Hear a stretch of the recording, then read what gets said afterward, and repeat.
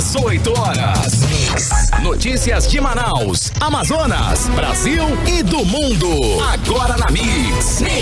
Mix agora 6 horas e 1 minuto em Manaus. Boa noite pra você em 100,7. Boa noite pra você na sintonia certa no melhor Mix do Brasil. Estamos começando mais uma edição do programa 18 horas pra você.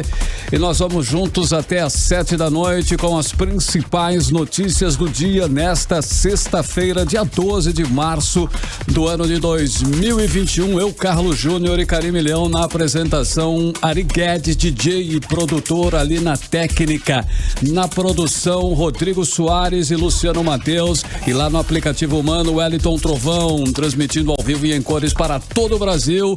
Para você, mais uma edição do programa 18 horas. Vamos juntos, hein, Karime Leão? Sextou, mas ainda continuamos naquele sextou moderado, né, Karime? Exato, sextou, Carlão, sextou pianinho, né, galera? Vamos manter aí o nosso isolamento social, né, evitando aglomeração. Tá chegando perto, gente, a imunização, a vacinação tá seguindo, pô. Semana que vem segue aí pra galera dos 60 anos. Olha que notícia boa, minha gente. Sim. Muito boa noite pra você que acompanha a programação aqui da Manaus, aqui da Mix Manaus. Estamos juntos, sim, até às 7 da noite no programa 18 horas. Lembrando que daqui a pouco o programa vai estar na íntegra lá no 18horas.com.br, o site de notícias da Mix Manaus. Estamos também nas redes sociais 18 Horas News. Dá um alô pra gente, curte a gente lá. Sim, Karime, você já começou falando de vacina aí, né? Olha só, vamos falar aí sobre essa questão da imunização contra a Covid-19 e sobre a compra de novas vacinas. Isso porque o Ministério da Saúde assinou hoje o contrato para receber aí 10 milhões de doses da vacina, que é aquela a Sputnik 5, Karime Leão, desenvolvida na Rússia. O imunizante tem 91,6% de eficácia contra casos sintomáticos aí da Covid-19. Pois é, Carlão, o cronograma inicial prevê que 400 mil doses da vacina devem chegar ao Brasil até o fim agora de abril. Em maio, a expectativa do governo é receber outras 2 milhões de doses e em junho, 7 milhões e 600 mil doses devem chegar aqui no país. Mas apesar do acordo, a vacina Sputnik 5 ainda não tem registro ou aval para uso emergencial da Anvisa, o que é necessário para que possa ser aplicada aqui. Ok, e segundo aí, né, Karime, o Ministério, o pagamento das doses está atrelado aí à obtenção dessa autorização. Em nota, o secretário executivo da pasta, que é o Elcio Franco, disse que está esperando aí que a empresa faça esse pedido para a Anvisa com a máxima urgência. Pois é, Carlão, e por falar em registro, a Anvisa informou hoje que concedeu o registro definitivo para a vacina contra a Covid-19 desenvolvida pela Universidade de Oxford e a farmacêutica AstraZeneca. Até o momento, a vacina da AstraZeneca tinha autorização para só o uso emergencial, assim como a Coronavac produzida pelo Instituto Butantan. E esse registro aí representa a autorização para que a vacina seja utilizada de forma permanente e em toda a população brasileira, ok? Esta é da segunda vacina contra a Covid-19 a ter o registro definitivo aqui no Brasil. A segunda. A primeira foi a da Pfizer, apesar dela ainda não fazer parte da campanha de vacinação aqui no Brasil. Exato. E lembrando que nas últimas semanas o Ministério da Saúde anunciou também que está em negociação para a compra das vacinas da Johnson & Johnson e da Moderna. Uma outra boa notícia aí, Karime Leão e ouvintes em 100,7, é que hoje a Fiocruz conseguiu liberar matéria-prima que garante produção de 45 milhões de doses de vacinas, a vacina de Oxford, até o mês de maio, Karime. Maravilha. Boa. Boa. Estamos juntos, são 6 horas e 4 minutos, mais uma edição para você no 18 horas com as principais notícias do dia desta sexta-feira. Até às 7, aqui no melhor Mix do Brasil, estamos com você. Você está ouvindo 18 horas.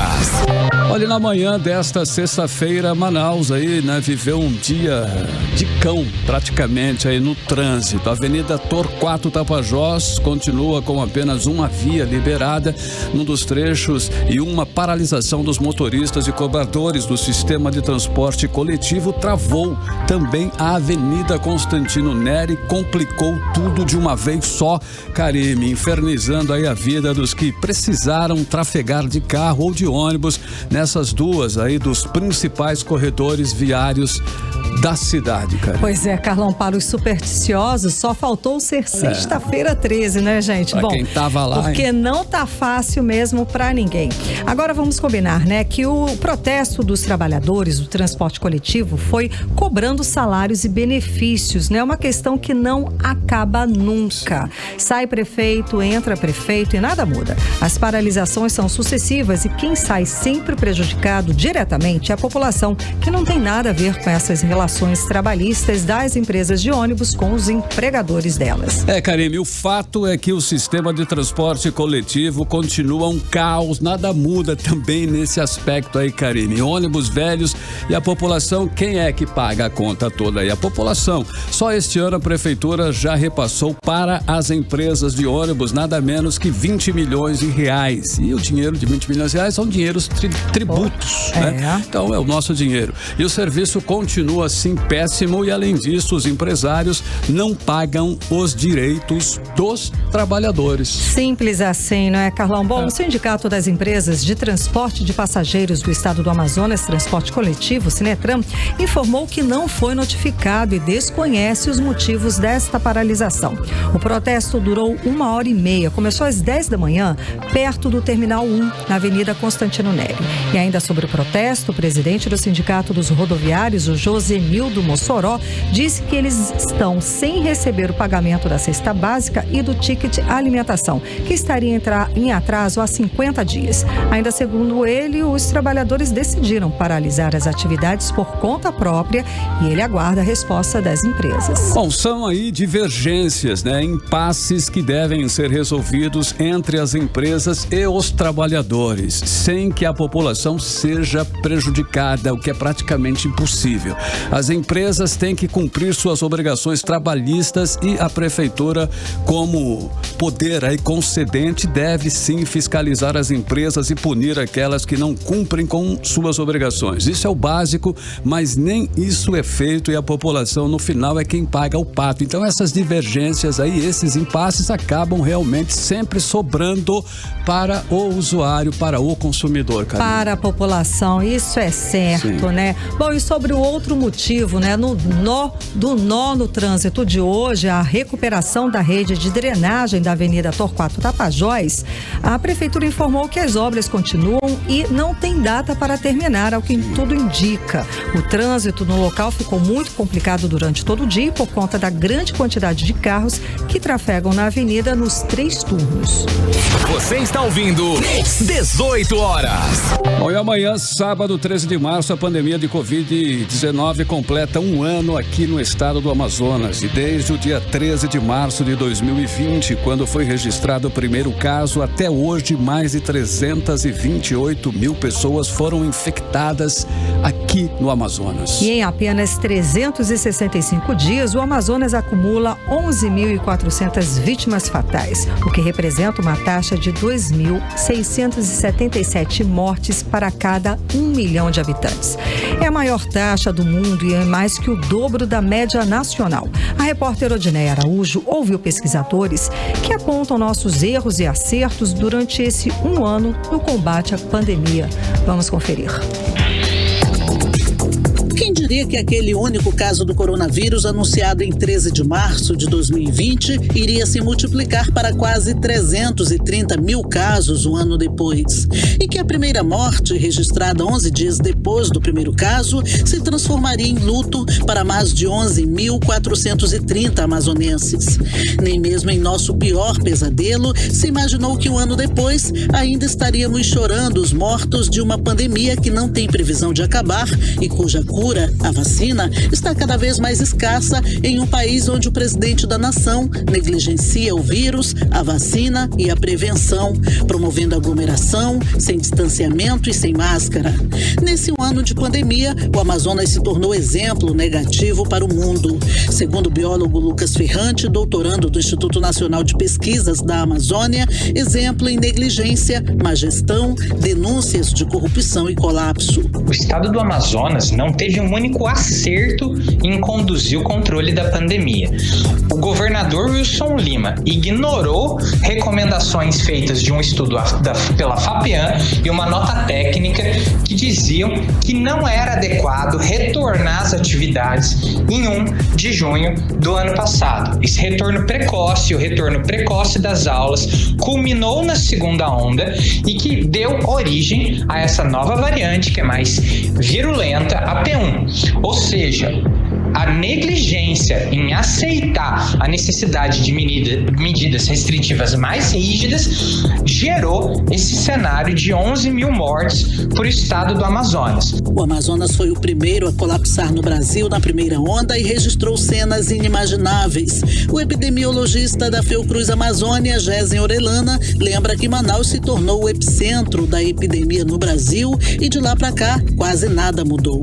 Nós falhamos na primeira onda, falhamos de forma que Manaus se tornou o epicentro da epidemia de Covid-19 no Brasil, com aquele mês que horrorizou a humanidade em março, abril e maio, principalmente em abril e maio de 2020, onde nós tivemos aqueles enterros em valas coletivas, corpos empilhados em câmaras frigoríficas, mortos ao lado de vivos, nos corredores, nas clínicas de vários hospitais de Manaus. Então, de lá para cá, nós evoluímos pouco em relação às medidas de contenção à circulação viral. E quando achávamos que já tínhamos vivido o pior da pandemia, o Amazonas entrou na segunda onda da Covid-19 antes de se cogitar essa possibilidade no restante do país. E a crise do oxigênio, segundo Gésen Orellana, novamente chocou o mundo. Aprendemos pouca coisa em relação ao controle da epidemia em Manaus. Nós tivemos essa tragédia que voltou a chocar a humanidade novamente em Manaus, agora em janeiro de 2021, com dezenas de pessoas morrendo asfixiadas, outras centenas morrendo asfixiadas em casa, fora dos hospitais, pela falta de assistência médico-hospitalar avançada, especificamente de leitos de UTI, e até hoje nós estamos sofrendo com esse problema. Para o pesquisador Henrique Pereira, do Atlas ODS da Universidade Federal do Amazonas, o que mais fragilizou o Estado na pandemia foi a incapacidade de estimar o potencial do coronavírus. O que fizemos de errado foi, ou por causa das nossas limitações, ou a soma de tudo isso, foi apostar numa estratégia de que seria suficiente apenas nos prepararmos para tratar dos pacientes graves, daqueles que adoeceriam das formas graves da doença. Deixamos de investir uma estratégia mais com efeito preventivo, uma proteção muito maior e mais abrangente da população. Henrique Pereira, no entanto, lembra que mesmo com muitos erros, houve acertos. Aprendemos que o que é lidar com uma nova doença. Enfrentamos a situação em que nem a ciência como um todo, nem o conhecimento da medicina humana estava preparado para oferecer alternativas e soluções. Eu diria que aprendemos mais uma vez, a geração atual, a lidar com as crises e a lidar com as emergências. Acertamos quando fomos solidários e empáticos ao adotarmos voluntariamente as medidas de distanciamento social, de isolamento social, do uso da máscara, da higiene das mãos. Isso é um grande aprendizado.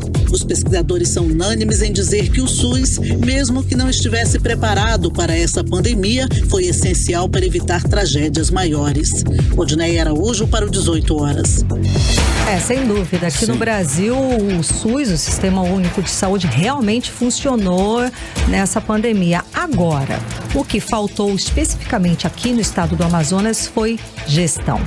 Faltou, sobretudo, gestão dos nossos governantes no combate à pandemia. O fato do Amazonas apresentar a maior taxa de letalidade do mundo reforça que sobrou incompetência dos gestores no enfrentamento do vírus da Covid-19, um inimigo invisível e poderoso. Abusaram da corrupção, não fizeram planejamento, ignoraram os alertas dos especialistas sobre o perigo da segunda onda e tivemos colapso do sistema de saúde em 2 momentos. Em abril e em maio do ano passado e nos 2 primeiros meses deste ano. O Amazonas foi um laboratório, um exemplo de como não se deve agir diante de uma pandemia. Karime, exatamente. Errou feio aí o governador, errou o presidente da República, errou o ministro da Saúde, os nossos secretários de saúde do estado também, secretários de estado e município, erraram os deputados que não aprovaram o impeachment do governador e erraram aí os vereadores que no momento de maior gravidade da pandemia mantiveram-se de férias, né?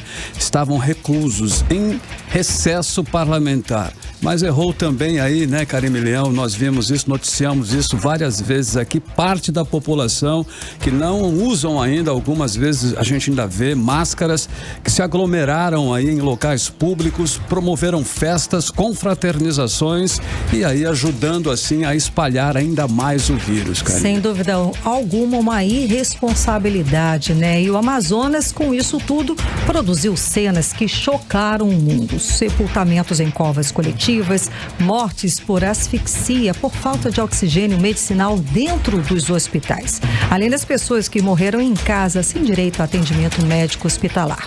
Até ontem, 11.431 pessoas perderam a vida por complicações da Covid-19 só aqui no estado do Amazonas. São mais de 11 mil pessoas que viram suas histórias interrompidas nesse período de um ano, sem contar com as pessoas que ficaram com graves sequelas e que hoje ainda não retomaram a vida normal, a vida ao cotidiano.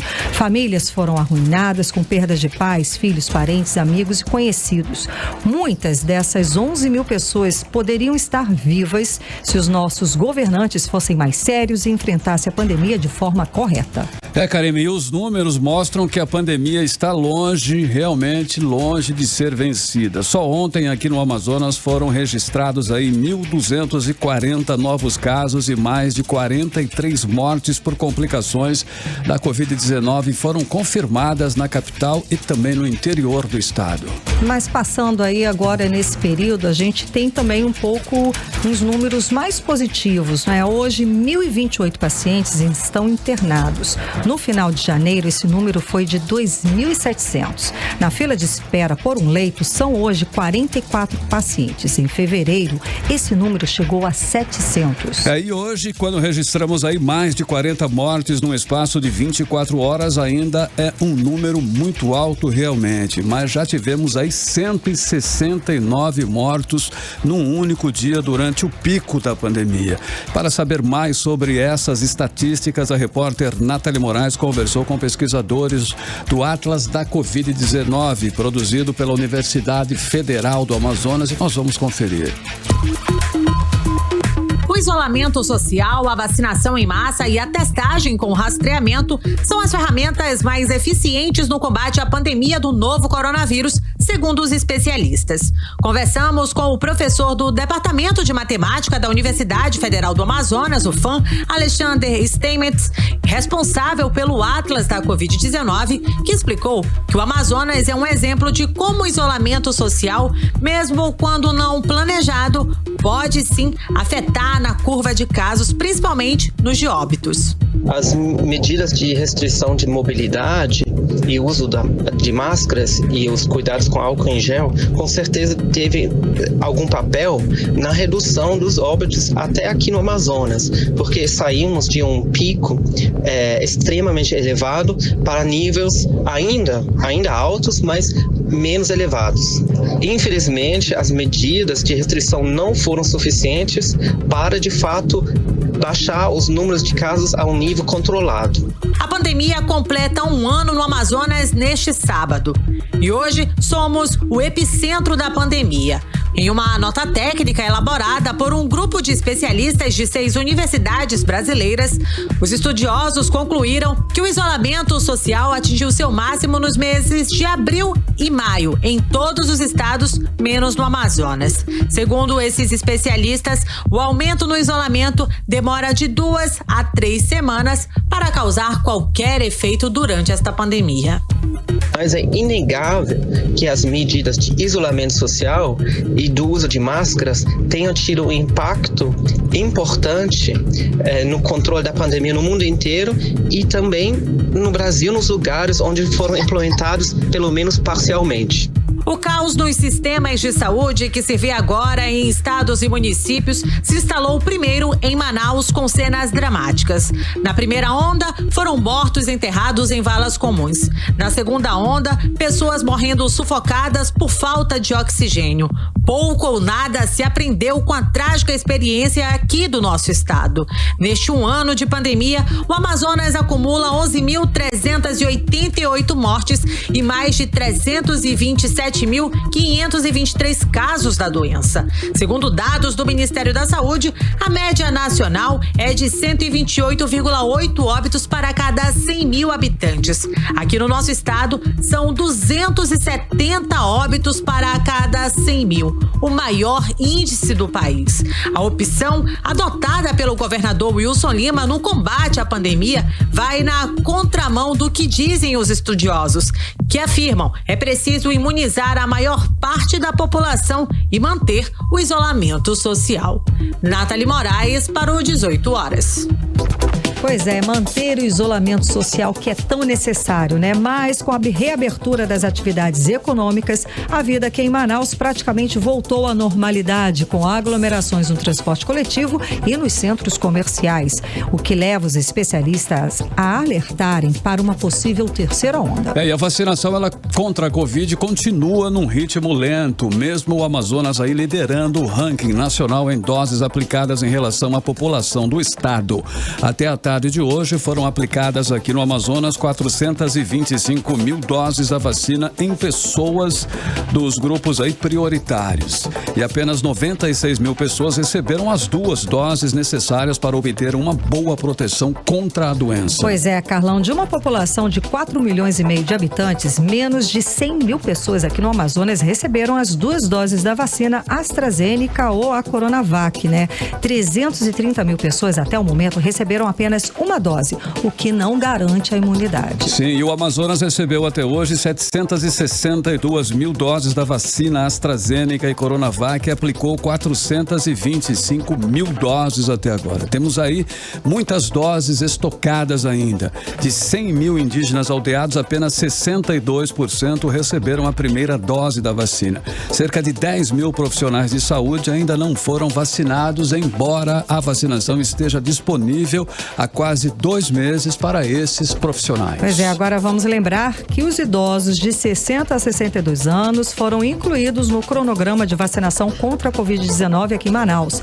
Com a chegada de mais de 14 mil doses da vacina Coronavac, a Prefeitura de Manaus divulgou, a vacinação para 90% das pessoas desse grupo, de 60 a 64 anos de idade. Com isso, as pessoas de 62 anos com e sem comorbidades, com ou sem doenças crônicas, vão ser vacinadas na próxima segunda e terça-feira, dias 15 e 16 de março. Na quarta e quinta, 17 e 18 de março, é a vez do grupo com 61 anos, com e sem comorbidades. Na sequência, segue o grupo das pessoas de 60 anos que vão ser vacinadas. Na sexta e sábado, dia 19 e 20 de março. Os locais e datas sobre a vacinação estão no site imuniza.manaus.am.gov.br. Anote aí, imuniza.manaus.am.gov.br. Você está ouvindo 18 horas. Bom, e ainda sobre a Covid-19, 68 crianças morreram vítimas de complicação da doença aqui no estado do Amazonas desde o início da pandemia, segundo o levantamento do Sistema Único de Saúde. E além disso, mais de 1.000 crianças foram internadas infectadas com o novo coronavírus aqui no estado. Epidemiologista da Fiocruz, o Gerson Orellana, diz que desde dezembro a doença tem se agravado entre as crianças. E a repórter Odineia Araújo tem os detalhes. As crianças, consideradas menos vulneráveis ao novo coronavírus, desde dezembro começaram a adoecer mais ao serem contaminadas pela Covid-19. Segundo o levantamento do DataSUS, o Departamento de Informática do Sistema Único de Saúde, desde o primeiro caso confirmado de Covid-19 no dia 13 de março do ano passado até 8 de março desse ano, 68 crianças com até 12 anos morreram da doença no Amazonas. Além disso, mais de 1.000 crianças foram internadas internadas por complicações da doença no estado. Em todo o Brasil, a Covid-19 matou 779 crianças menores de 12 anos e levou ao menos 11.628 da mesma faixa etária à internação em um ano de pandemia. Dos internados, 1 em cada 4 deles precisou ir para a UTI. Ainda conforme o DataSUS, 24% das mortes e 22% das internações aconteceram nos últimos 3 meses, ou seja, dezembro, janeiro e fevereiro. O epidemiologista da Fiocruz Amazônia, Gésen Orellana, diz que o número de mortes entre as crianças é muito menor em relação aos adultos por causa dos sintomas mais leves, principalmente entre os menores de 10 anos. Porque se sabe que, diferente dos adultos, elas acabam apresentando um conjunto de sinais e sintomas bem menor do que adultos jovens e idosos, por exemplo, depois que entram em contato com o novo coronavírus, né? Então, você vai ver que as estatísticas, inclusive, de adoecimento e morte, né, para menores de 10 anos, principalmente, ela é muito baixa, né? Principalmente para morte. Essa questão das crianças serem assintomáticas, isso é bom e ruim, né? Bom porque isso é um sinal de que clinicamente essas crianças não evoluem para casos mais graves e menos ainda para morte, mas ruim porque ao mesmo tempo acaba escondendo, digamos assim, né, uma condição que pode ser ameaçadora. Gésen Orellana confirma que desde dezembro as crianças começaram a adoecer mais ao serem infectadas pelo coronavírus e com sintomas mais graves necessitando de internação. Segundo ele, há uma suspeita de que a nova variante do vírus tem alguma relação com esses casos. Agora, com essa forte disseminação viral do novo coronavírus, de dezembro para março, mais ou menos, um quantitativo maior, não só de crianças, mas de adultos jovens afetados, né? Isso pode ser por várias razões, né? Pode ser porque nós estamos simplesmente tendo uma disseminação viral maior e facilitada por essa nova variante P1 ou por outras variantes que também tenham características mutagênicas parecidas com a da P1, né, que facilitam a transmissão. Tentamos obter mais informações sobre a Covid-19 entre as crianças no Amazonas, junto à Fundação de Vigilância em Saúde do Estado, mas até o fechamento da reportagem não tivemos retorno. Odneia Araújo para o 18 horas. Você está ouvindo 18 horas. E agora nós vamos conferir a previsão do tempo para esta noite de sexta-feira e também madrugada de sábado. Previsão do tempo com Karime Leão. Previsão do tempo. Segundo informações do Climatempo, a previsão é de tempo nublado. O tempo pode ficar nublado com chuva a qualquer hora. A mínima prevista é de 23 graus, a máxima pode chegar aos 30 graus. As chances de chuva são de 67%. E a umidade relativa do ar fica entre 61% e pode chegar a 95%. 6h33, boa noite. Mix. Olha, a eleição para a escolha do novo reitor e vice-reitor da Universidade Federal do Amazonas vai para o segundo turno, que acontecerá nos próximos dias 24 e 25 de março. Disputam o segundo turno os candidatos Marco Antônio Mendonça e o atual reitor, que é o Silvio Pulga, os dois mais votados na eleição encerrada ontem. O próximo reitor vai ficar à frente da instituição por 5 anos. E essa foi a primeira vez que a eleição aconteceu de forma virtual por causa da pandemia de Covid-19. Vamos saber os detalhes das eleições na UFAM, agora na reportagem de Nathalie Moraes. Os professores Silvio Pulga e Marco Antônio Mendonça, o Marcão, vão se enfrentar em um segundo turno na disputa pelo posto de reitor da Universidade Federal do Amazonas. Isso porque eles foram os mais votados no primeiro turno. 3 candidatos participaram da primeira fase. Pulga foi o mais votado com 43,77% dos votos. Marcão obteve 32,33%. André Weissman recebeu 23,90%. O segundo turno das eleições da reitoria da Universidade Federal do Amazonas acontece entre os dias 24 e 25 deste mês, também de forma virtual. O candidato da chapa 21, FAM+, professor Marco Antônio Marcão, comemorou o resultado das eleições. Estamos muito felizes e honrados com a votação expressiva que obtivemos no primeiro turno da eleição. o desejo de mudança com certeza venceu. 56% da nossa comunidade votou nas chapas 21 e 55. Isso mostra que a maioria absoluta quer mudança. Eles sabem que nós podemos destravar a UFAM por meio do combate à burocracia. Sabem que nós temos uma proposta para a recuperação do calendário acadêmico, que instituiremos na universidade a cultura do planejamento, que vamos investir fortemente na qualificação dos nossos quadros, tanto docentes quanto tais. E para atender uma demanda muito importante e reprimida junto às unidades acadêmicas do interior, criaremos a Pró-Reitoria de Interiorização. Estaremos também muito próximos do HUGV. Essa comunidade será agora atendida e acolhida. Experimentando pela primeira vez uma votação totalmente eletrônica, o pleito trouxe surpresas no comparecimento dos eleitores. Dos mais de 37 mil eleitores aptos, apenas 8.105 compareceram, ou seja, uma abstenção de quase 80% foi registrada. O candidato à reeleição da reitoria da Universidade Federal do Amazonas, Silvio Puga, não nos respondeu até o fechamento da matéria. Nathalie Moraes para o 18 horas. 18 horas. Política.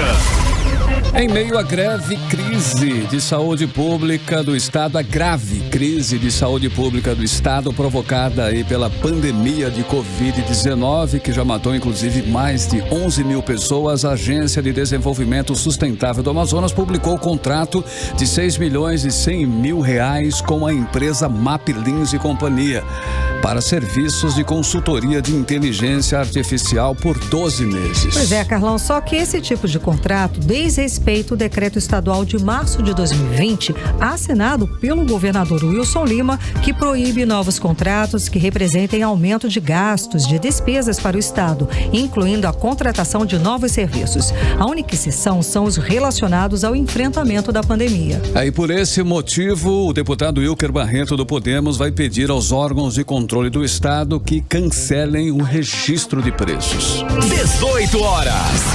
A deputada estadual Alessandra Campelo, do MDB, deve assumir na próxima semana a Secretaria de Estado da Assistência Social do governo Wilson Lima. Campelo vai substituir Maricília Teixeira da Costa, que está no cargo desde maio de 2020. A secretaria é responsável por todas as políticas públicas de assistência social do governo e, por isso, é considerada estratégica no xadrez político. No lugar de Alessandra Campelo na Assembleia, assume o ex-prefeito de Manacapuru e ex-deputado estadual Ângelos Figueira, de 71 anos. Em 2018, Ângelos foi candidato a deputado estadual pelo PSDC e teve 12.675 votos, ficando aí como suplente. A data da posse de Alessandra Campelo na Secretaria de Estado da Assistência Social ainda não está definida, mas deve ser na semana que vem. A informação é do Portal Único. Economia. 6h38 em Manaus. Boa noite para você em 100,7. Você que está aí na sintonia certa. Karine, a Páscoa está chegando, hein? Os empresários do ramo de supermercados esperam aumento nas vendas e tomara. Vamos conferir aí mais informações na reportagem de Ananda Chama. Segundo o balanço divulgado ontem pela Associação Brasileira de Supermercados, houve uma alta de 12% nas vendas de janeiro desse ano comparado ao mesmo mês do ano passado. O vice-presidente administrativo da Associação Brasileira de Supermercados, Márcio Milan, falou que com as restrições de funcionamento de muitos estabelecimentos pelo Brasil, o setor, por ser essencial, foi uma opção na compra de diversos itens. Na Páscoa, a associação espera um crescimento de até 15% em vendas com relação ao ano passado. Márcio Milan diz que esse ano os supermercados estão mais preparados para lidar com a pandemia, especialmente por conta da logística de vendas. Abre aspas. Em 2020 fomos pegos de surpresa com a chegada da pandemia e do isolamento social, bem próximos da Páscoa. Este ano, o setor se preparou para as vendas em períodos mais remotos mercados. E conta ainda com uma força maior do e-commerce, que ganhou mais clientes durante a pandemia. Fecha aspas. Adelermo Bindá, proprietário de um mercado em Manaus, fala sobre as suas expectativas das vendas para a Páscoa. As minhas expectativas são as melhores possíveis, né? Porque a procura tem sido bem grande. A gente está fazendo compras já para abastecer o mercadinho, para atender a demanda, né, dos clientes. E estamos assim, na realidade o comércio, no que diz respeito a alimentos, essas coisas, ele foi, durante a pandemia, ele foi muito crescente, ele cresceu bastante. Diferente de outros setores, mas o setor do comércio, no que diz respeito a alimento, deu uma crescida bem interessante. E nós estamos com a expectativa positiva de aumentar ainda mais as vendas. Por isso que nós estamos nos preparando, fazendo compras, já nos preparando para esse período da Páscoa. Vale ressaltar que ontem o IBGE divulgou que desde o início da pandemia, há 12 meses atrás, o preço dos alimentos subiu 15% no país, quase 3 vezes a taxa oficial de inflação do período, que ficou em 5,20%. Devido à pressão dos reajustes da gasolina, o Índice Nacional de Preços ao Consumidor Amplo voltou a acelerar em janeiro, fechando em 0,86%, ou seja, 25% comparado ao mês anterior. Segundo o IBGE, foi a maior alta desde fevereiro de 2016. Ananda Chama para o 18 horas. Você está ouvindo 18 horas. E problemas no sistema da Caixa Econômica Federal adiam pagamento de beneficiários do Auxílio Manauara. O banco comunicou à Prefeitura de Manaus a impossibilidade de efetuar o pagamento para 7.530 beneficiários do programa que não possuem conta na Caixa Econômica Federal e deveriam ter recebido o benefício hoje. Agora, a nova data de pagamento é a próxima terça-feira, dia 16 de março. Segundo a Caixa, um problema técnico no sistema da operadora provocou falha no processamento do arquivo com os dados dos beneficiários, impedindo que as contas fossem abertas. O problema, inclusive, já foi solucionado e as novas contas já estão sendo processadas, sendo o trabalho concluído até a próxima segunda-feira, dia 15, e todos vão receber na terça-feira, dia 16. 18 horas. Bom, e a situação da cheia no Amazonas continua afetando as famílias do interior do estado e 25 municípios já estão sofrendo com a subida das águas dos rios.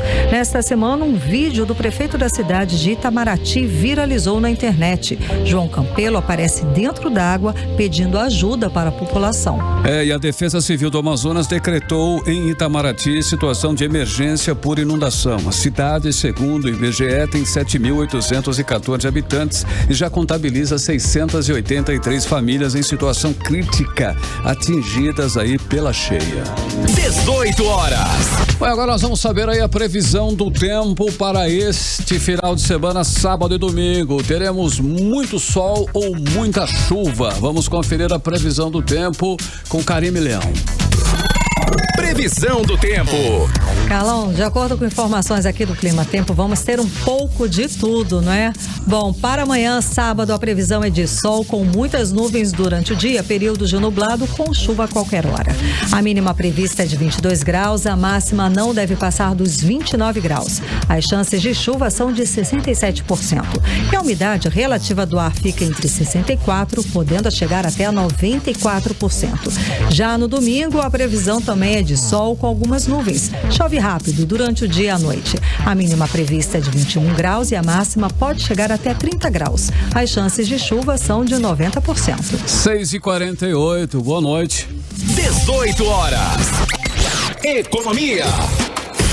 O produto interno bruto do Amazonas foi de 105 bilhões de reais em 2020, apresentando uma queda real de 3,79% descontada a inflação. Os dados foram divulgados pela Secretaria de Estado de Desenvolvimento Econômico, Ciência, Tecnologia e Inovação.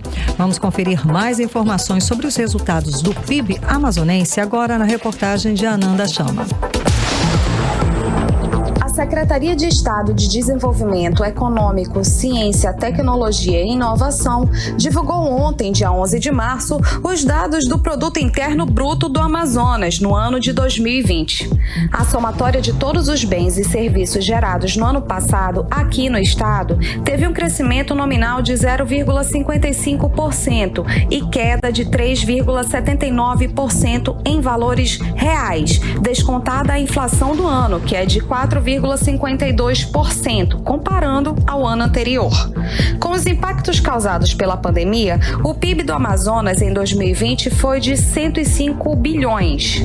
Somente no quarto trimestre, o PIB registrou 28.457 reais, comparando com o ano de 2019, representando assim 4,19%.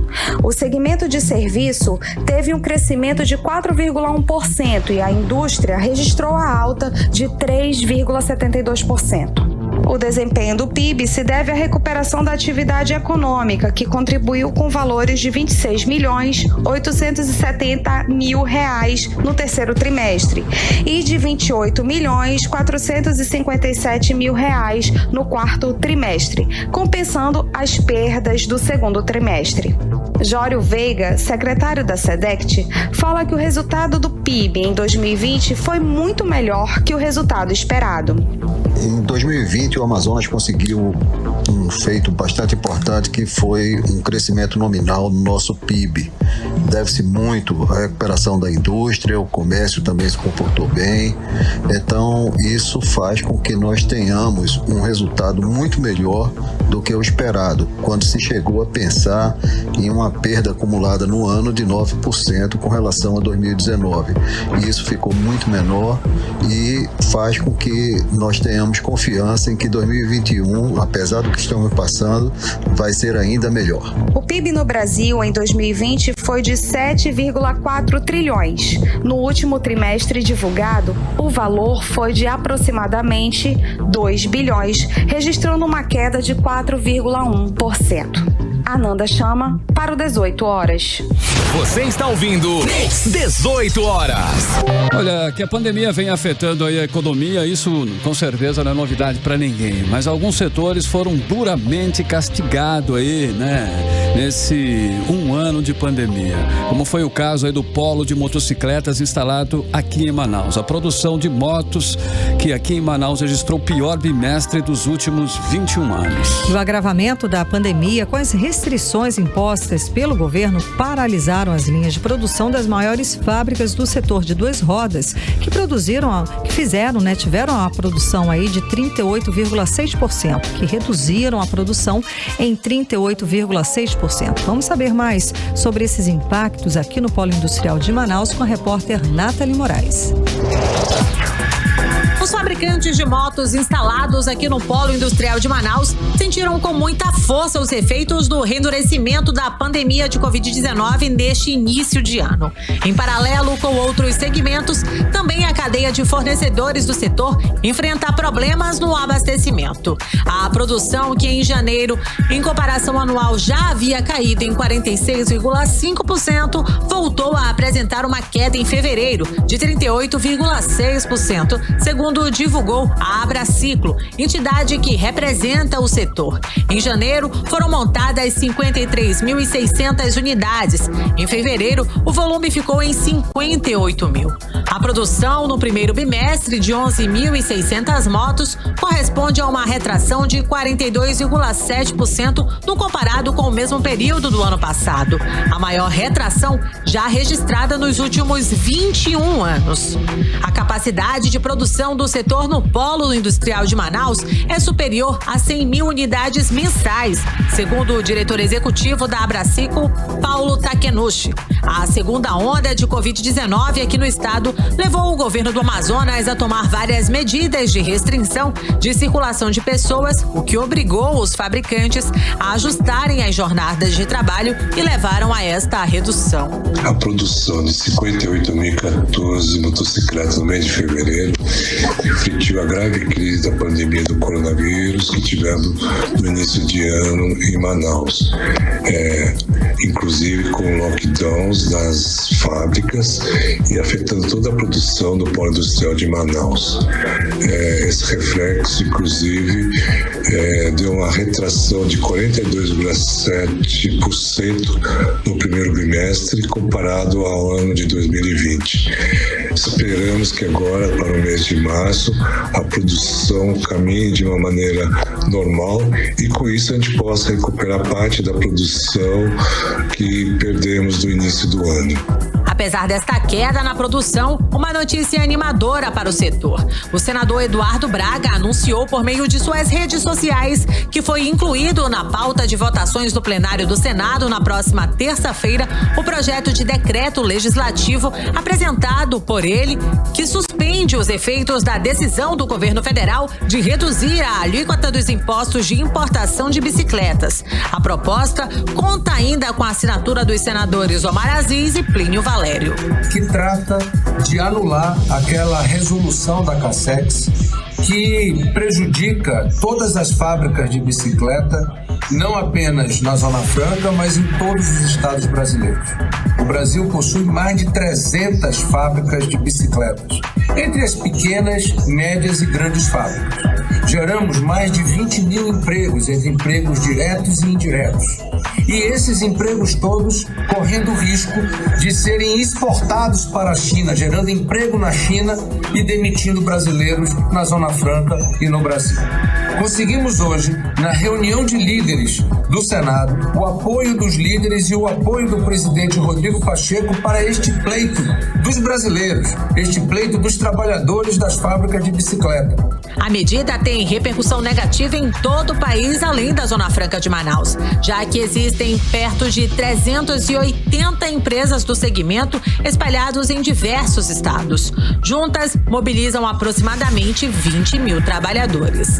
Nathalie Moraes para o 18 horas. Você está ouvindo 18 horas. E a Agência Nacional de Vigilância Sanitária, Anvisa, aprovou o registro do primeiro medicamento para tratar pacientes hospitalizados com Covid-19 aqui no Brasil. É o antiviral Remdesivir, o mesmo usado nos Estados Unidos desde novembro de 2020. Pois é, Carlão, o Remdesivir é um medicamento intravenoso que age impedindo a replicação viral. Um painel da Anvisa disse que a recomendação tinha base em dados de 4 testes envolvendo mais de 7 mil pacientes internados com Covid-19. Carlão, e mais, hoje esse medicamento está aprovado ou autorizado para o uso temporário para tratar pacientes com Covid-19 em mais de 50 países, entre eles, como você falou, os Estados Unidos. Inclusive, esse medicamento fez parte do tratamento do ex-presidente Donald Trump, quando ele estava com Covid-19. Bom, faz também parte a Austrália, Canadá, países da União Europeia, Hong Kong, Índia, Israel, Japão, Singapura, Coreia do Sul, Taiwan e Emirados Árabes. Bom, mesmo assim, segundo os especialistas da Organização Mundial da Saúde, não se pode dizer que o remédio não tenha aí um resultado benéfico, não é isso? Mas o fato dessa eficácia não ter sido comprovada clinicamente, somado aí aos possíveis efeitos colaterais e custo, levou a organização Karime Leão aí a não recomendar o uso, mas foi bastante usado aí mundo afora. Já é, né, bastante usado em mais de 50 países. Então bom, está aí. É a ciência buscando cura, né? 6h57. 18 horas. E agora nós vamos atualizar os números da Covid-19 aqui no Amazonas e no Brasil com Karime Leão. A Fundação de Vigilância em Saúde do Amazonas, por meio do boletim diário de Covid-19, totalizando 330.010 casos da doença no estado hoje, aqui no Amazonas. Ainda segundo o boletim, foram confirmadas 51 mortes por Covid-19, elevando o total para 11.482, o total de mortes por Covid-19 no estado do Amazonas. E no Brasil, de acordo com informações do Ministério da Saúde, o país tem hoje 11.277.717 casos confirmados confirmados de Covid-19, com 272.889 mortes registradas. O país também soma 9.983.656 pessoas recuperadas da Covid-19. Agora 6 horas e 58 minutos, seguimos direto para o editorial 18 horas. Editorial 18 horas. Amanhã, sábado, é o aniversário do primeiro ano da pandemia no Amazonas. No dia 13 de março do ano passado, o estado confirmou o primeiro caso de Covid-19.